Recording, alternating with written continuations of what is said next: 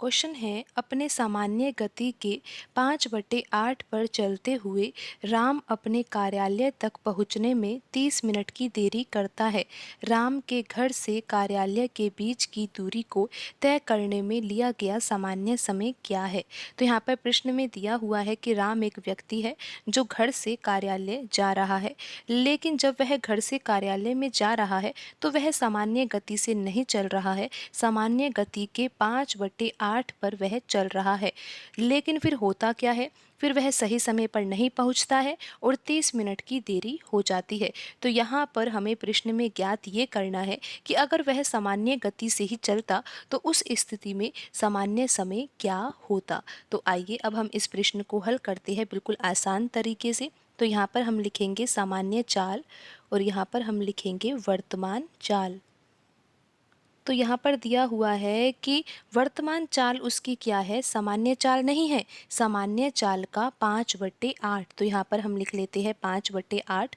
अगर हम यहाँ पर मान लेते हैं कि सामान्य चाल उसकी 8 है, तो यहाँ पर वर्तमान चाल हमें क्या माननी होगी, 5 माननी होगी। यानी कि उसकी सामान्य चाल तो 8 यूनिट है, लेकिन वह 8 यूनिट से नहीं चल रहा है, वह तो कितनी चाल से चल रहा है, 5 यूनिट चाल से चल रहा है। इसी कारण तो उसको देर हो गई है, क्योंकि चाल यहाँ पर उसने कम कर दी है, इस कारण उसको देर हो गई है, कार्यालय में पहुँचने में उसको ज़्यादा समय लगा है। तो यहाँ पर चाल का अनुपात क्या है, 8:5 है। अब हम यहाँ पर समय का अनुपात निकालते हैं, क्योंकि हमें यहाँ पर प्रश्न में समय ज्ञात करना है, तो समय का अनुपात तो हमें निकालना ही होगा। तो यहाँ पर आप ये समझिए कि यहाँ पर जो दूरी है ना वो समान है।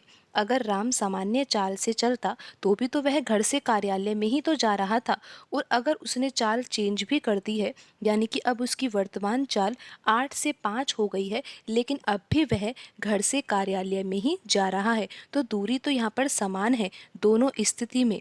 तो यहाँ पर हम समय का अनुपात निकाल सकते हैं अगर हम चाल का अनुपात का उल्टा कर दें, क्योंकि चाल का अनुपात का जो उल्टा होगा ना वही समय का अनुपात होगा। तो यहाँ पर अगर चाल का अनुपात 8:5 है तो समय का अनुपात हो जाएगा 5:8। अब आप यहाँ पर ये समझिए कि अगर उस व्यक्ति की यानी कि राम की सामान्य चाल यहाँ पर 8 यूनिट है, तो उस स्थिति में राम को कितना समय लगता, सामान्य समय कितना था, 5 यूनिट था। लेकिन अब राम ने जब चाल कम कर ही दी है तो समय उसको ज़्यादा लग रहा है। चाल यहाँ पर 8 से 5 हो गई तो समय यहाँ पर 5 से 8 यूनिट हो गया। अब यहाँ पर समय जो है वो ज़्यादा लग रहा है, कितना ज़्यादा लग रहा है, 3 यूनिट ज़्यादा लग रहा है, क्योंकि 5 यूनिट से 8 यूनिट समय हो गया है।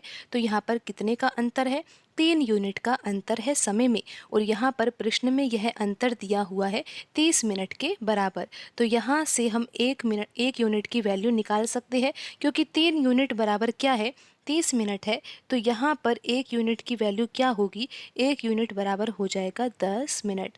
अब प्रश्न में पूछा गया है कि सामान्य समय क्या है। सामान्य समय यानी कि जब वह सामान्य चाल से ही चलता, यानी कि 8 यूनिट चाल से वह चलता, तो उस स्थिति में समय कितना लगता, 5 यूनिट समय लगता। तो हमें इसी की वैल्यू ज्ञात करनी है।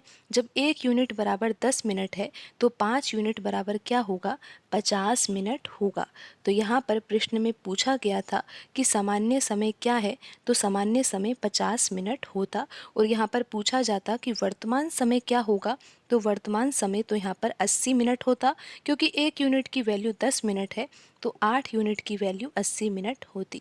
तो यहाँ पर अगर व्यक्ति राम यहाँ पर सामान्य चाल से ही चलता तो उसको 50 मिनट लगते, लेकिन यहाँ पर उसने चाल ही कम कर दी है तो समय भी यहाँ पर 30 मिनट ज़्यादा लग रहा है, और समय कितना लग रहा है, 80 मिनट का समय लग रहा है। लेकिन यहाँ पर प्रश्न में सामान्य समय पूछा गया है, तो सामान्य समय तो यहाँ पर 50 मिनट है। ऑप्शन बी यहाँ पर सही आंसर होगा।